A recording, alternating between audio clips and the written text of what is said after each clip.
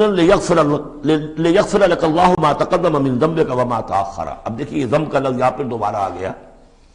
تاکہ اللہ تعالیٰ بخش دے آپ کو جو پچھلے ہوئی آپ کی کوئی کوتاہیاں یا گناہ یا جو بعد میں ہوئی، وَيُتِمَّ نِعْمَتَهُ جو پیچھے رہے گناہ ان کو بھی بخش دے، وَيُتِمَّ نِعْمَتَهُ عَلَيْكَ اور تاکہ اللہ تعالیٰ اپنی نعمت کا اتمام فرما دے آپ پر، وَيَهْدِيَكَ صِرَاطًا مُسْتَقِيمًا اور آپ کو ہدایت دے سیدھے راہ کی طرف۔ اب یہ ہے پھر ایک اشکال پیدا ہوتا ہے کہ حضور صلی اللہ علیہ وسلم تو پہلے ہی سیدھی راہ پر ہیں، پھر یہ کہ تمام اہل ایمان حضور کے ساتھ سیدھی راہ پر چلے آ رہے ہیں، اور سیدھی راہ پر چلتے ہوئے اب اہل ایمان کو بھی، حضرت ابوبکر کو بھی آپ کے ساتھ چلتے ہوئے کتنے برس ہو گئے؟ 18 برس ہو گئے، تو اب ان کے معنی کیا ہو گئے؟ تو اس پہ بہت سی بحثیں ہیں، یہ تو اب میں تفصیل میں نہیں جا سکتا۔ میری توجہ وہی ہے جو میں اس سے پہلے سورہ محمد میں کر چکا ہوں ضم کی، کہ یہ جو جد و جہد ہوئی ہے اس میں اگر کہیں کوئی خامی کوتاہی کسی کی طرف سے ہوئی ہے، چاہے وہ کسی اور مسلمان کی طرف سے ہوئی ہے، صاحب ایمان کی طرف سے ہوئی ہے، غلطی ہوئی ہے، خطا ہوئی ہے، ان سب کی اب اللہ تعالیٰ تلافی فرما دے گا۔ یہ فتح مبین جو ہے وہ ان سب کو کور کر جائے گی،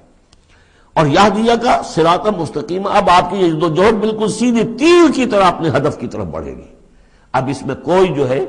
تزلزل نہیں ہوگا، بلکہ آپ کی یہ جد و جہد، اللہ کے دین کی اقامت کی جد و جہد اور اللہ کی حکومت قائم کرنے کی جد و جہد جو ہے سیدھی اپنے ہدف کی طرف بڑھتی چلی جائے گی۔ چنانچہ یتم نعمتہ وہ تو ہم پڑھ چکے ہیں، الیوم اکملت لکم دینکم واتممت علیکم نعمتی ورضیت لکم الاسلام دینا۔ تو دین کا اتمام ایک تو اس شکل میں کہ قرآن میں دین مکمل ہو جائے، شریعت پوری ہو گئی، لیکن اس سے تکمیل نہیں ہوتی اس معنی میں جب تک اس کی ایک عملی ڈیمانسٹریشن بھی مکمل نہ ہو۔ عملی ڈیمانسٹریشن مکمل ہوتی ہے جب اللہ کی حکومت بالفعل قائم ہو جائے۔